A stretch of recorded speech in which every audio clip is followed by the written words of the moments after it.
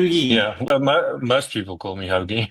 For me, so number six for me, just I had such a hard time choosing between 6 and 2. They're quite similar images, but obviously 2 has that incredible backlight with the out of focus, I don't know what, floating through the air. And I did look at it for a long time, and it has these very strong elements that pull you in, number 2.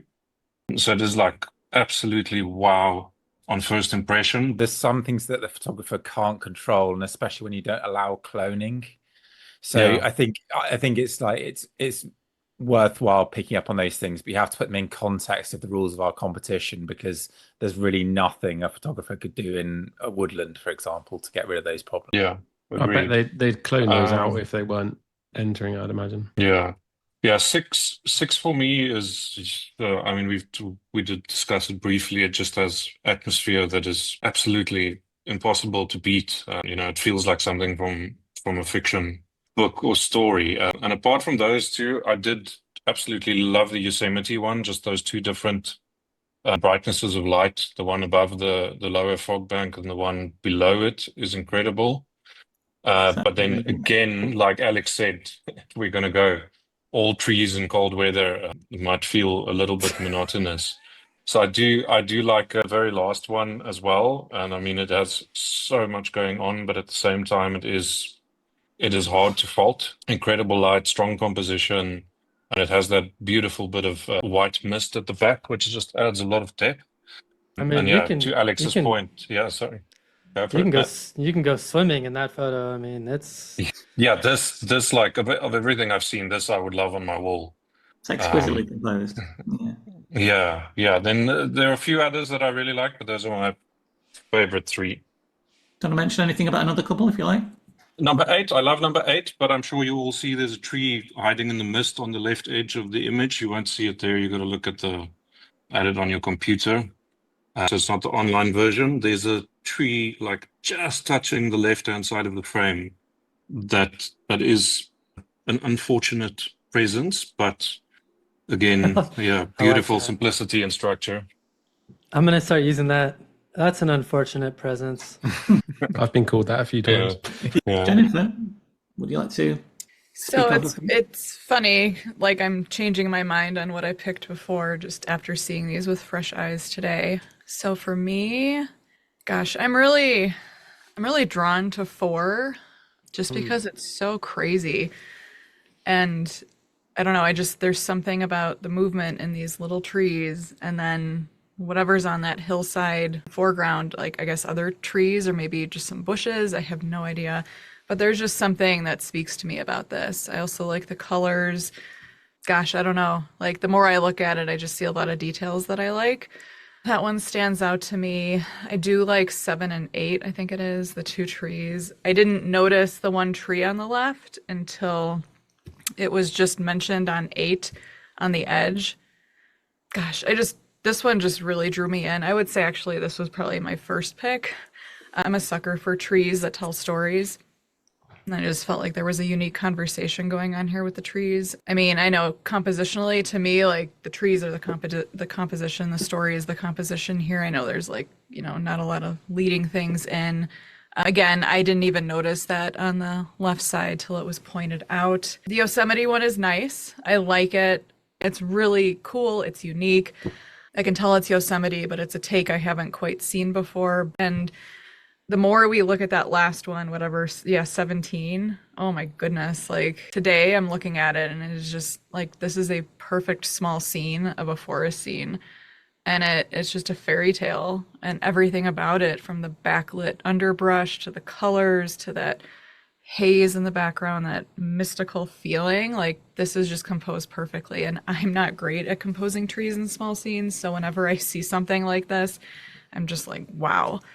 Just beautifully done. I mean, even looking at it. So I think actually right now this is probably my first choice for this category, which is funny because I didn't even include it in my first 3 last week or a week and a half ago, but things change when you see things with fresh eyes. I also want to give a nod to number 1 too. So simple and just so beautiful. the arrangement, and with the mist coming in kind of in the middle, it's like two S's kind of inverted. I don't know, there's just something very peaceful about this one, and it's a nicely done small scene too. So gosh, I don't know, I need to keep looking at these the next few minutes because I'm having a hard time now. It's funny because it's like all different picks than I had, so It's nice to see some lilies, because we've had lilies do really well up until the raw submissions, and they've been cloned or messed around with. And this is another one that only arrived yesterday, and it's like, thank God for that. The raws are good. So, I think 11 is infrared, by the way. I think that's what that would makes make it sense. stand out with the light. oh, so the halation on there as well, probably from the infrared on the. That's why you have all that light in the grass like that. Yeah, Matt Palmer. Palmer. Yeah. Okay.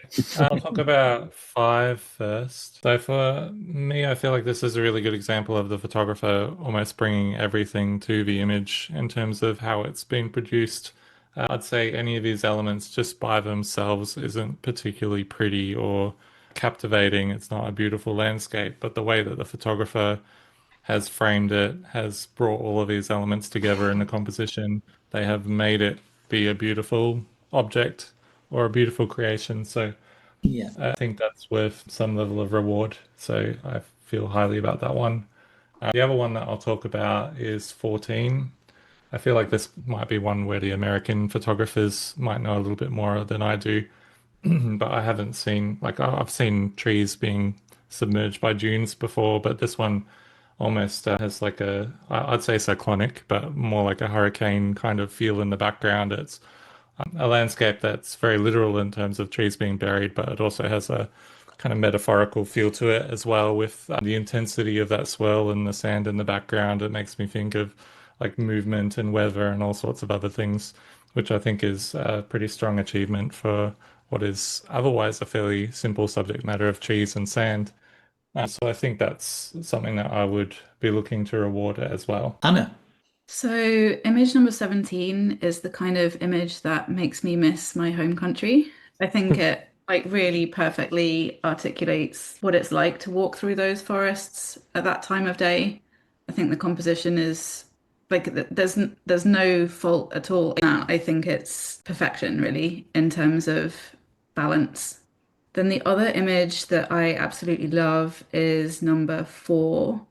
Yeah, I think it's just really clever how light is taken out of the situation completely because you're just relying on the geometry, and it's like a mix of geometric lines and that organic nature of the trees.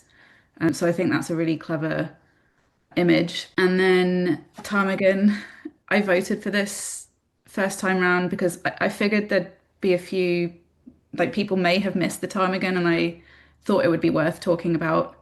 I just think the composition, even without the ptarmigan in that location, is genius, really. So it's not just an echoing, but you've got that third, I don't know what that is, a rock, a shrub, but I think it just balances it all perfectly, and the angle of the tree works so nicely, and then the shadow that really, really gentle lighting under the main tree. And then the ptarmigan is like the cherry on the top of the cake.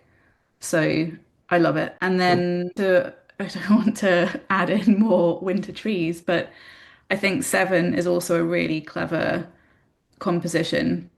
The story is really lovely. I mean, it's clearly extremely windswept, and you can see that both in the shape of the trees, but also in the weather system that's happening at the time of taking the image. The snowflakes kind of blur with the leaves. The fact that one tree has leaves and the other one has none, I think is really clever. And again, it's just really the shapes and the forms and the weather, and light is very much taken out of the equation. And I think finally it's worth, I just want to give a mention to number 1 as well. Like so often when we see lily images, people try and make it all, symmetrical, or the lily pads facing in a certain way.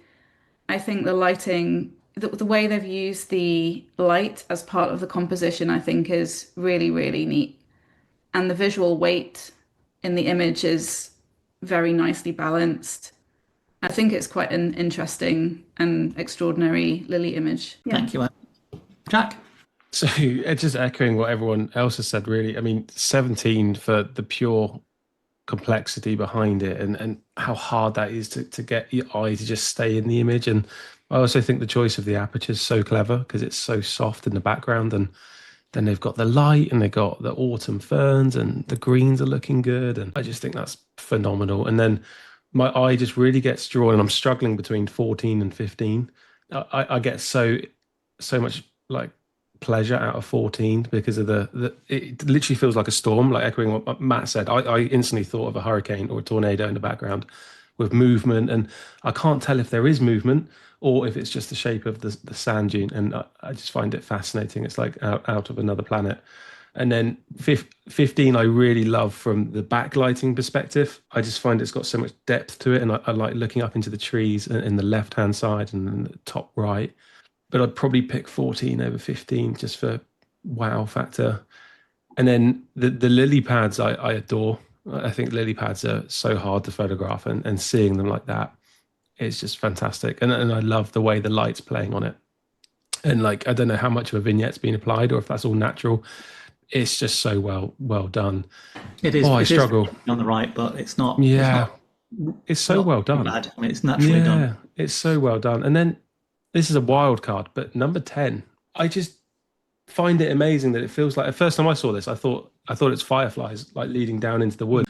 I just find it so amazing how you can compose something so chaotic, and I feel it just works. Something about me would like the crop to change a little bit, but I just find it amazing in terms of wow factor and the natural light and how it works so well. So they're my top picks, but I struggle in this one because I'm amazed by them all. Yeah. I don't know if that's helped anything. We go, Rajesh, do you want to say anything about any? Yes. So I do agree that the one that speaks to me the most is 17. I think it's my top pick here.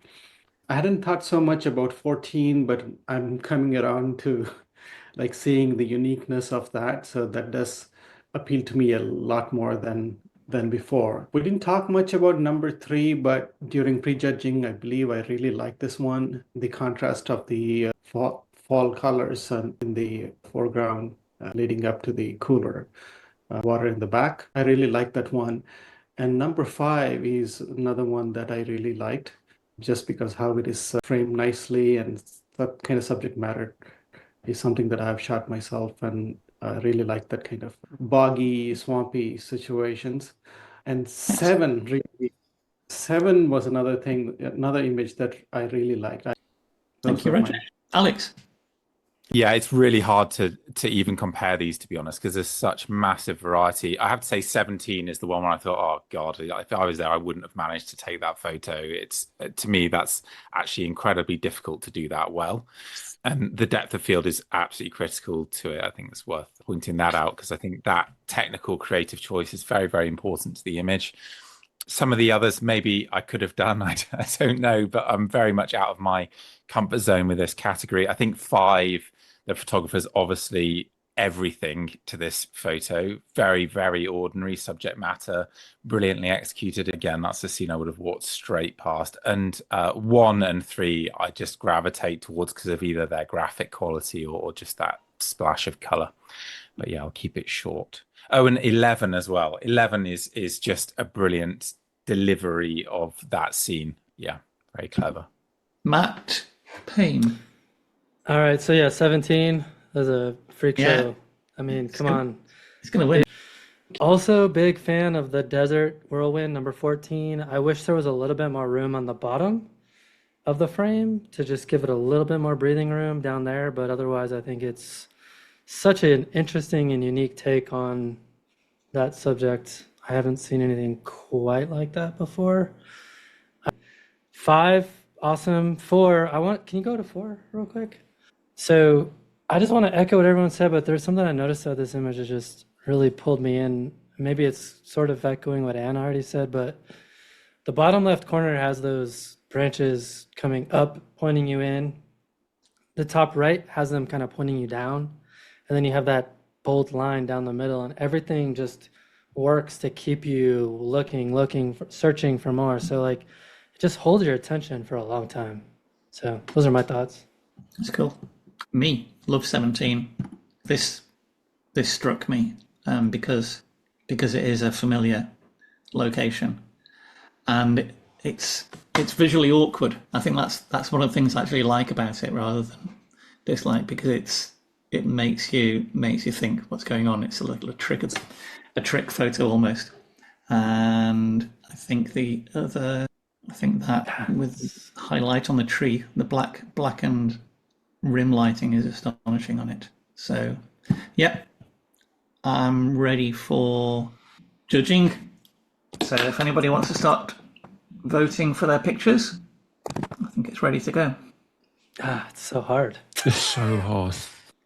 They're all making the book though, right?